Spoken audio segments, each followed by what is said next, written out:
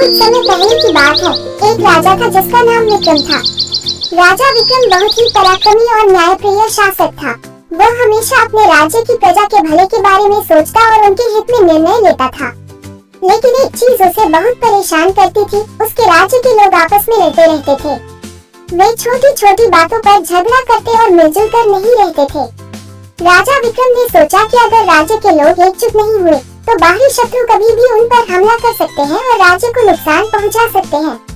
एक दिन राजा ने एक उपाय सोचा और सभी गांव के बुजुर्गों और प्रमुख लोगों को अपने महल में बुलाया। जब सभी लोग एकत्र हो गए तो राजा विक्रम ने एक मोटी लकड़ी की छड़ी का गुच्छा मंडवाया।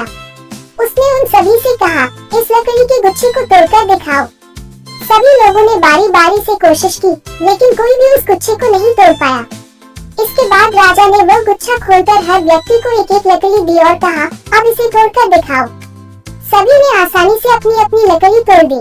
तब राजा विक्रम ने समझाया, देखो, जब ये लकड़ियाँ एक साथ थी तो इन्हें तोड़ना मुश्किल था, लेकिन जब इन्हें अलग अलग कर दिया गया तो इन्हें आसानी से तोड़ा जा सका। इसी तरह अगर तुम सभी एकजुट रहोगे तो कोई भी दुश्मन तुम्हें नुकसान नहीं पहुंचा पाएगा। लेकिन अगर आप आपस में लड़ते रहोगे और अलग अलग रहोगे तो बाहरी शत्रु तुम्हें आसानी से हरा सकते हैं। राजा की यह बात सभी के दिलों में उतर गई और उन्होंने आपसी झगड़े छोड़कर एकता से रहने का प्रण लिया।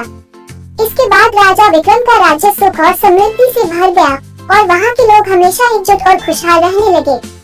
इस कहानी से हमें यह शिक्षा मिलती है कि एकता में शक्ति है और अगर हम एकजुट रहेंगे तो किसी भी विपत्ति का सामना आसानी से कर सकते हैं।